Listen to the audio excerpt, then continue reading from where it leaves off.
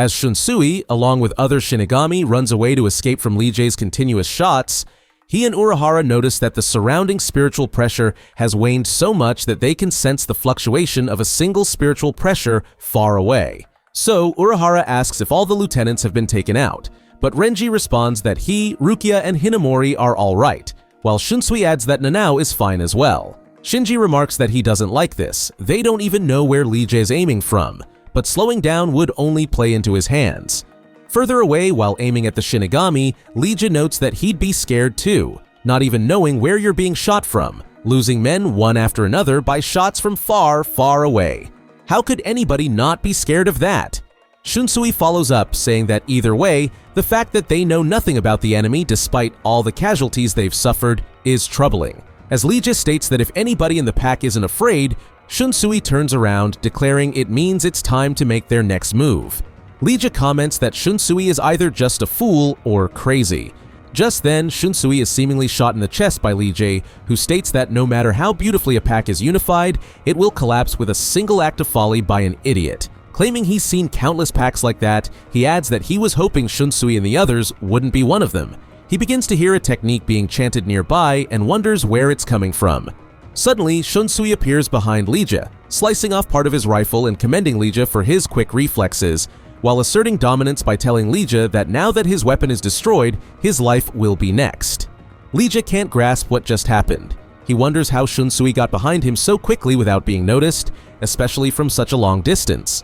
Shunsui then asks Lige if he hasn't played Bodhidharma Falls Down before. Since Lige doesn't understand, Shunsui suspects his culture is different from their own. In any case, Shunsui somewhat compliments Nanao for keeping up with him, stating that she's outdone herself.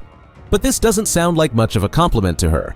Shunsui insists it is, but admits that this time it's dangerous and tells her to go back to the others. However, Nanao asserts that she will not turn back now, so Shunsui tells her to go back and tell the others to go ahead without them. Nanao agrees, saying she'll tell them and come back immediately. She promises that if Shunsui dies before she returns, she'll shave the chest hairs off his corpse, prompting Shunsui to beg her not to, joking that he'll be unidentifiable. As Nanao leaves, Shunsui comments that she's sounding more and more like Lisa, prompting Lige to question if Shunsui is finished with his charade. Lige adds that they have information on all of Shunsui's battles. His Zanpakuto's ability is turning a child's game into reality, and asks if what just happened was also a game. Shunsui understands why they were able to infiltrate the Soul King Palace. They are well informed. It is true that he hadn't played Bodhidharma Falls Down with the Arrancar's top guy before. He explains that Bodhidharma Falls Down is a game where whoever is it shields their eyes and looks back while reciting a verse. Whoever is caught moving is captured. There are 3 rules. First, the captor must be in a location where he can be seen by all participants. Second, the participants lose if they are seen moving by the captor. Third, the participants win if they can touch the captor before the captor sees them. Lige notes that it's similar to a game he knows called Chocolate Inglaise, prompting Shunsui to remark that in that case, he wasted time explaining the rules. Lige notes that when Shunsui starts playing that game, the attack by the spiritual pressure given off by the one who's it can always be seen. To touch the one who's it before he sees Shunsui, Shunsui is able to travel across the path of his spiritual pressure in the shortest distance possible. Meanwhile, the opponent sees a static illusion of Shunsui. Lige states that it seems like a convenient rule for Shunsui, but if he's seen moving, he loses. That means as long as Lige realizes it's an illusion and finds the real one, Shunsui dies. Shunsui admits Lige is smart and is glad he caught on quickly. Lige asks why Shunsui is glad, saying it was a mistake to explain the rules. He claims Shunsui can't play his game anymore, but Shunsui merely asserts that it's not necessarily the case. It's only a game when both sides understand the rules. However, Shunsui points out that Lige made one mistake, explaining that the static image Lige saw earlier wasn't an illusion. Lige actually did see him. As Lige is dumbfounded, Shunsui explains that the ability to sense spiritual pressure is called reikaku, or spiritual pressure perception. All who fight using spiritual pressure unconsciously use both sight and reikaku, and the more they concentrate, the more reikaku dominates their perception. In other words, they unconsciously stop seeing with their eyes. That's why Shunsui solidified his spiritual pressure and left it there for Lige to mistake it for him. Lige dismisses this as ridiculous, insisting he would never make such a mistake.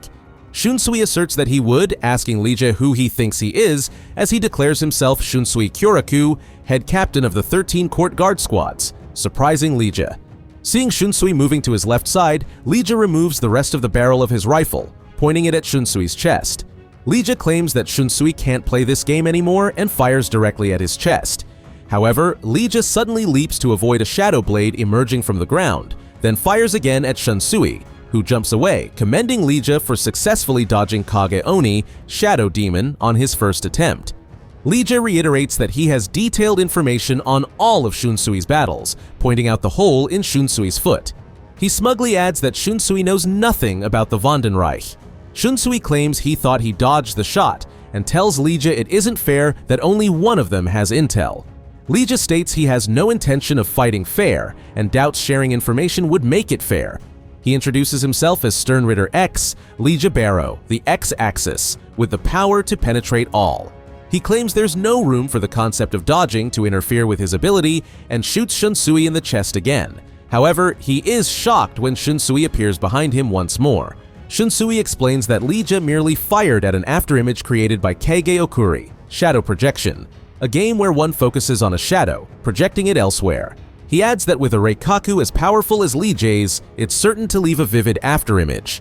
Shunsui states that the scary thing about children's games is that you never know when or which game will begin. No matter how uninterested you might be, once they take you by the hand, it's over. You're stuck playing until death.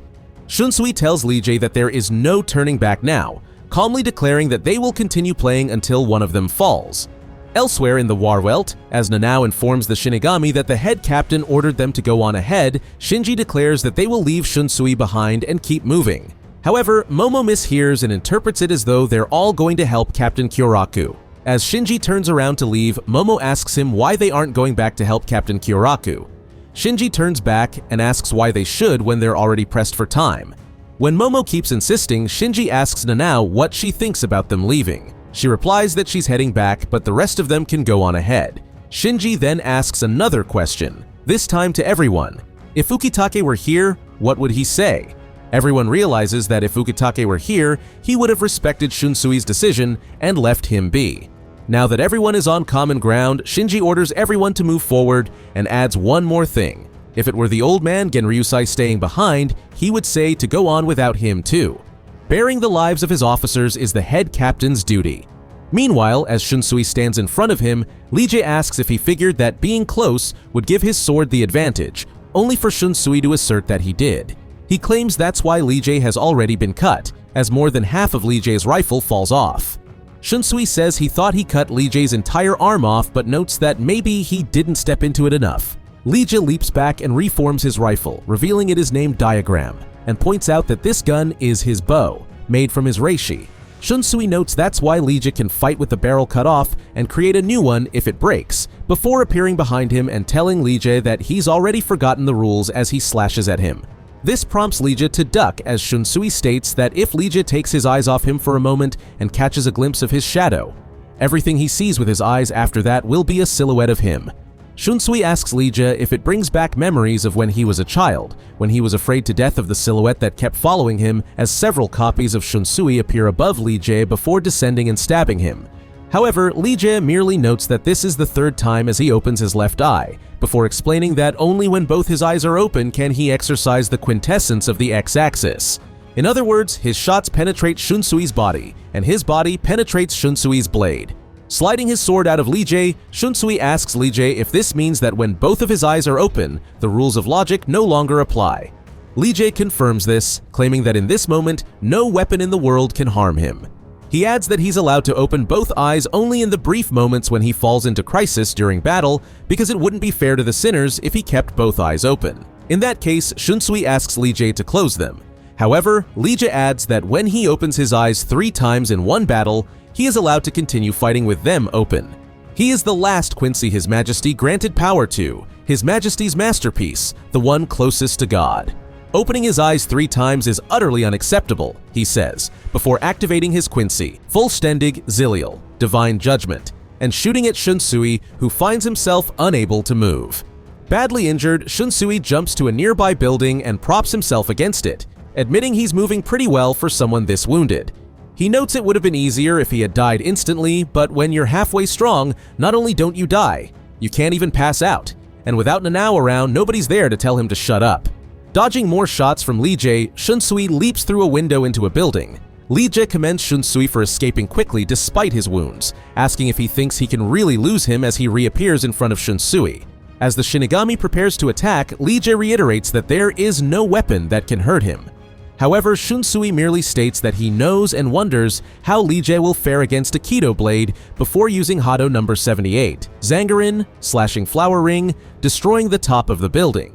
Meanwhile, Shinji runs further into the city with the other Shinigami, noting they are finally getting closer to the enemy's stronghold and telling the others to get ready for a fight. Suddenly, someone launches from another part of the city and crashes into the ground before the Shinigami.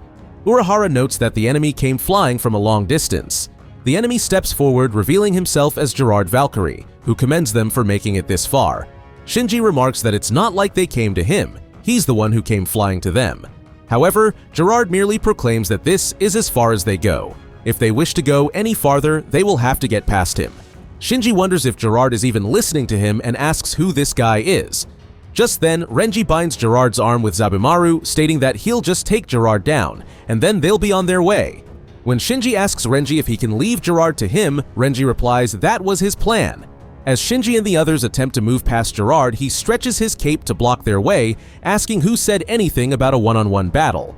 He proclaims that while a miracle could occur in a one-on-one battle, they still won't beat him. He tells them to come at him all at once. Shinji nervously notes that Gerard sounds awfully sure of himself. If you want to know what becomes of this fight, watch it by clicking the iCard above or check out the description.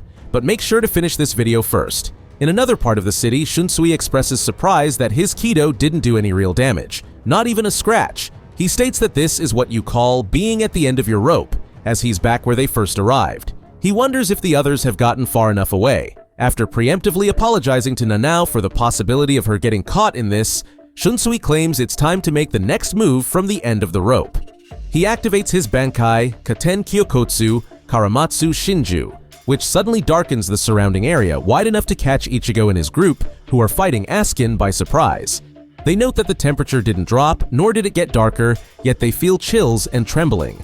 Ichigo realizes it's Shunsui's spiritual pressure. Meanwhile, Lille sets down on a building, altering the appearance of his Quincy, Vollständig, and wonders if he's imagining things as it seems the sky has darkened. He then notices Shunsui approaching and remarks that Shunsui has finally shown himself. Shunsui apologizes for keeping Lille waiting and asks him to describe what the world around him looks like. Does it appear dark, lonely, or hopeless? Lille confirms that it has gotten a little darker, asking if this is what they call Bankai. Shunsui confirms that it is indeed what they call Bankai. Lille remarks that it's certainly darker, but calling it hopeless is an exaggeration. He then leaps above Shunsui, proclaiming that God's messenger never loses hope. After attacking Shunsui with enough force to break off part of the city, Lille states that they don't have much information on Shunsui's Bankai, but there is one obvious fact. If the wielder of the sword dies, the Bankai disappears. However, he is shocked to notice that he has sustained wounds identical to Shunsui's. Emerging unharmed from the dust, Shunsui reveals that this is Act 1, the sharing of pain, wounds inflicted on the enemy's surface on oneself, as if to share them. As an identical shoulder wound appears on Lille, Shunsui states that, unfortunately, one cannot die from those wounds. When Lille asks what Shunsui means and what's happening, Shunsui responds that he already told him. It's what they call Bankai. He then tells Lille that there will be no more talking between acts and asks him to remain silent during the performance before activating Act 2, the Pillow of Shame, which causes dozens of red spots to appear on Lille. Shunsui asserts that a man who regrets wounding his enemy falls to the floor from shame and suffers an incurable sickness. As Lille begins to bleed, Shunsui activates Act 3, the Abyss, which engulfs both of them in a mass of water. He adds that before they know it, they'll accept their fate and throw themselves into the rising water until each other's spiritual pressures are exhausted. As he starts to drown, Lille attempts to swim up through the water, but realizes that no matter how many times he flaps his wings, the surface keeps getting farther away from him. This prompts Shunsui to reiterate that they threw themselves into the water. Flapping his wings won't do anything. What's done is done. Although he adds that it's not that he doesn't understand how Lille feels, stating that throwing oneself into cold waters can test a man's resolve. Shunsui claims that, in the end, one is being selfish, and there is a limit to how disgraceful one can be. Suddenly, a woman's voice comments on the disgrace of the man she swore herself to. Only pity keeps her with him, bound to this world, as she wraps around Shunsui's back, calling him Sakura no Suke. Shunsui greets his Bankai, Katen Kyokotsu, calling her Ohana, which means flower. Katen criticizes Shunsui for calling her Ohana and being too familiar, despite only playing with her occasionally. As Shunsui apologizes to her, Katen notices that Shunsui's kimono is torn, remarking that's what happens when you wear another girl's kimono for so long. Shunsui comments that she's mean as usual, to which Katen responds that she may be mean, but she's his sword for better or for worse. She then reminds Shunsui that they swore they'd die together. Noticing Shunsui blabbering alone, Lija asks who he is talking to, questioning if he thinks this is over and whether he believes he could defeat him. Lija proclaims that a mere Shinigami's Bankai can never defeat him before rushing towards Shunsui. As he sheathes his blades, Shunsui chants, "A woman's pity is so very cruel. No ear to lend to a petulant man. Around his lovely throat shines a white thread, wet with regret. If nothing else, let me cut it away. That awkwardly tangled thread of regret." With that, he presents the final act. Thread cut, blood-soaked throat, before cutting Lijae's throat. As the cut swells up and explodes, Lijae's headless body falls into the abyss below. As he coughs up blood, Shunsui falls back into Katen Kyokotsu's lap and notes that the occasional Bankai isn't so bad if he gets to rest his head on her lap, only to be forced to dodge a jab at his eye from Katen Kyokotsu. Shunsui tells Katen to calm down, reminding her that it's the only eye he's got left. While Katen states that she doesn't know how they were ever paired, a sword and a Shinigami are so unlike, she admits that, nonetheless, she's glad he won. Surprised by this, Shunsui asks Katen what's gotten into her, noting that she's rather forthcoming today. Katen merely tells him to keep quiet, reminding him that he's half dead. However, they are interrupted when a blast from above pierces through Shunsui's abdomen. Lijae's headless body rises before them, and a face made of energy forms where his head once was. Lijae reminds Shunsui that a mere Shinigami's Bankai cannot defeat God's messenger.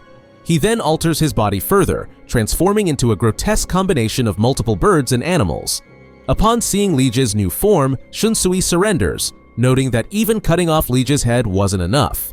With his eyes twitching, Lija tells Shunsui kyoraku that this is what despair looks like. He proclaims that Shunsui's weapon could not defeat him. Not even severing his head with such spiritual pressure was enough.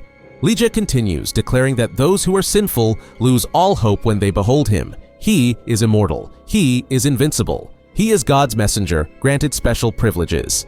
There is nothing sinners can do to this messenger of God. After forming a right arm, Lija uses it to shoot a ray of light that slices through the city below, causing multiple explosions. As the smoke clears, Lija realizes Shunsui has escaped behind a tower and expresses surprise that Shunsui still had enough energy left to evade his light of judgment, despite having his filthy gut gouged by the light of purity. Lija then admits that he understands why Shunsui is the head captain, though he asserts that Shunsui is sinful. Elsewhere, Katen tells Shunsui that they should escape, noting that if Lijae won't die with Karamatsu Shinju, there's nothing more she can do. She tells him that he fought as hard as he could, and his mind and breath have grown faint. Nobody will fault him for running away. She urges him to come on and get some sleep. While he does, she'll carry him away.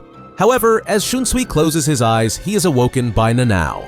When he tries to speak, he coughs up blood. Nanao begs him not to talk and urges him to release her Zanpakuto. As Shunsui contemplates, Nanao tells him there's no time to think, begging him to forget his promise to her mother. Suddenly, Lija appears behind Nanao, noting that he thought it was getting a bit noisy. He realizes that the adjutant has returned. He tells Nanao that her captain tried to save her from this, as if her stupid head doesn't know how precious life is. He claims that it is sinful before attacking them, only for Shunsui to move himself and Nanao away just in time. Lija then notes that he's run off again, and his eyes start getting dry. Constantly looking at sinners makes his eyes dry. Within a black spot on the rubble, Shunsui sits in shadow with Nanao and notes that she knows about her mother, wondering if she's always known. When Nanao confirms that she did, Shunsui comments that she's always a step ahead of him. He then decides to return her Zanpakuto to her, as Kyokotsu appears behind Nanao. In the past, a young Shunsui greeted his elder sister-in-law, Nanao's mother, after she woke him. In the present, Lijae wonders where Shunsui and Nanao went before stretching his head, causing him to realize that his altered shadow is their hiding place. He finds it interesting that Kage-oni allows Shunsui to stay in a shadow for this long. Lije creates a ball of light, wondering what will happen if he makes the shadow disappear from the ground. However, he is interrupted when Nanao leaps out of a shadow on his forehead, carrying a wrapped object. Earlier, Nanao expresses disbelief at Kyokotsu being her Zanpakuto, even though she knew Katen Kyokotsu was separated into Katen and Kyokotsu. But still, she can hardly believe it. Shunsui corrects her, saying that Katen gave birth to Kyokotsu to hide her Zanpakuto, explaining that it was at her mother's behest. He continues, stating that the Issei family is a matrilineal family where only women have been born according to the records. Because of this, sons-in-law were adopted into the family. It was said that all men who married into the Issei family died early from the Issei curse. Some laughed off the curse as something ridiculous, but her mother didn't see it that way. She married into a different family to dispel the curse, knowing she'd be cutting off the Issei bloodline. But in the end, her husband too died shortly after. Shunsui reveals that she was his older brother's wife. He admits that he didn't get along with his brother, but that changed when she arrived. His house became a much more comfortable place. He'd visit them often, taking naps on the veranda. He explains that when an aristocratic family loses a son, it's not uncommon for them to cut ties with his widow and send her back to her family. And so, she was sent back to the Issei family, although she left her family prepared never to return. In the end, however, she couldn't escape them. Shunsui remembers her last words to him. An Issei woman cannot escape the Issei family or the Issei curse after all. It may be because of this sword. She had been determined to keep the daughter she was expecting away from the curse, so Shunsui took the sword and had Kyokotsu, who was fond of hide-and-seek, hide it. This prompts the Zanpakuto spirit to pull the wrapped sword out from her face. In the present, Lije asks Nanao how she emerged from such a tiny shadow before slashing at her, prompting Nanao to block with the wrapped sword while recalling how Shunsui didn't want her to have this sword. But just as her mother made the decision to rid herself of the curse, Nanao decides to live with it. Besides, she is certain the man she admires will think the curse is ridiculous. She feels he's the kind of person who would simply laugh it off, which is why Shunsui finally gave her the sword. As Nanao lands on a building below, Lije remarks that upon closer inspection, it's only the adjutant who has appeared. Does she intend to fight him alone? Nanao reveals her sword, recalling Shunsui explaining that the Issei family is a family of priests. They administer rituals and do not individually own Zanpakuto. A single Zanpakuto is inherited by the head of the family from generation to generation. It is a sword without an edge, used for rituals. It cannot be used to cut people down. It's believed to have the power to confront God, receive divine power, and disperse it in all directions. Its name is Shinken Hakyoken, Divine 8 Mirror Sword. Nanao raises Shinken Hakyoken and Lije comments on how bright it is, complaining that it's so radiant he can't even see the blade, calling it unsightly. However, Nanao tells him that this sword confronts God and reflects his power. If it appears shiny to him, it means it's reflecting the light of God he's emitting. Lije comments that he has no idea what she's talking about, but it doesn't feel bad to be called a god. Nanao then rushes toward him. However, the scene abruptly shifts to the past, when Nanao's mother gave Shinken Hakyoken to Shunsui. He refused, saying he couldn't keep something so important. But she told him the curse only affects members of the Issei family. He wouldn't suffer misfortune by keeping the sword, and he was the only person she trusted outside the family. She begged him to keep it, while Nanao overheard their conversation. Nanao remembered Shunsui's distinct hairpins, as she saw him at Shino Academy when he came to pay respects to the school president. Watching from afar, she also noticed a conspicuous women's kimono draped over his shoulders. It was a common pattern found anywhere, and she simply thought it resembled something her mother owned. But the hairpin looked exactly like her mother's. When the academy students learned which divisions they would join, Nanao was surprised to find her name in the 8th division. Soon after her mother passed away, Nanao was taken in by an elderly couple she had never met. She was told they were related to the Issei family, though she had never seen them before. Still, they raised her as if she were their real daughter. Nanao reflected that while attending the Shino Academy, she couldn't make the asauchi supplied to her own. However, her talent for Kido was recognized, and she was given a chance to take the enlistment exam. She figured that even without a Zanpakuto, she might be able to make it as a Kido user, so she requested to be assigned to them. But for some strange reason, she was assigned to Squad 8. When Shunsui greeted the new members of his squad, Nanao noticed that her captain was the man with the hairpin. But by then, he had changed his kimono and removed the hairpin. She finally realized that the man to whom her mother had entrusted something precious was him. In the present, Lije taunts Nanao, asking if she intends to slay him with that sword, proclaiming that no sword can harm him. But she slashes him in the arm, severing it in a great flash. Lije expresses surprise that her sword can actually cut him. He suspected it was a strange sword. On closer inspection, it doesn't even have a blade, and for her to swing such a sword must mean it's very dangerous. However, he declares that it's now over for her. She should have ensured he was dead with that first strike, as he creates a giant ball of light, ready to annihilate her, proclaiming that a messenger of God never lets his guard down twice. Meanwhile, Shunsui recalls when Ukitake informed him that Nanao's mother had been executed by Room 46 for losing the sacred treasure Shinken Hakyoken. He also remembers standing by his dying brother, who gave him the hairpins. Shunsui expresses regret, wondering why everyone always entrusts him with their most precious possessions. He wonders if they don't know that he's not comfortable with responsibility. He points out that he doesn't want to be left to look after that cursed sword again, begging Nanao to lift the weight off his shoulders. With that, he uses Kajioni to appear behind Nanao, grasping her Zanpakuto and preparing to fight alongside her. In the past, Nanao's mother gave Shunsui's brother one of her hairpins. When he asked why, she said that while he was away fighting hollows, knowing he had the same thing would comfort her. Upon seeing a young Shunsui leering at him, his brother headbutted him before telling him to go home and study. However, when Shunsui claimed that his brother had mellowed out in his old age, his brother clarified that this was simply the goodness of Nanao's mother finally showing on him. In the present, Nanao tumbles to the ground after slicing off Lije's hand and notes that she didn't know that taking up a sword and fighting would be this terrifying. She soon realizes that the light bursting out of Lije's wound has cut her leg. As Nanao panics over how much it hurts and how she cannot move her legs, Shunsui appears behind her. While Lije continues raining rays of light, he notices Shunsui and remarks that he has finally emerged, calling him pathetic for hiding behind his subordinate. Forming an enormous reishi trumpet in the air, Lije tells Shunsui and Nanao to listen to his god's horn and perish. Shunsui asks Nanao if she is ready, assuring her that he's got her back. Nanao notes that it's as if the captain's kindness is flowing into her. She came back thinking she would support the captain, but she's the one who's being supported. The captain has always been there for her when she couldn't stand on her own. Just then, the trumpet fires, erasing a large chunk of the city below. However, Lije suddenly has a large portion of his body blown off and sees Nanao and Shunsui standing on a sliver of ground, with Nanao having reflected the blast at him. Calling the idea of reflecting a god's power a grave sin, Lije crumbles away. As pieces of Lije in the form of light feathers fall below the royal realm, Nanao collapses into Shunsui's arms.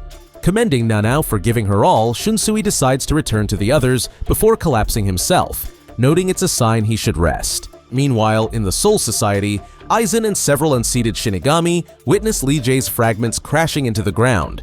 After blowing up one of the Shinigami, Lije emerges from the rubble in a new form, realizing his halo is gone. Claiming that he has become sinful, Lije fires blasts in multiple directions while proclaiming that he will destroy Soul Society as revenge against Shunsui. As he does, several clones of him appear, multiplying across the battlefield. However, Lije's head is split in half and explodes as Izuru Kira appears with his repaired body, noting how annoying the bird chirping sounds are.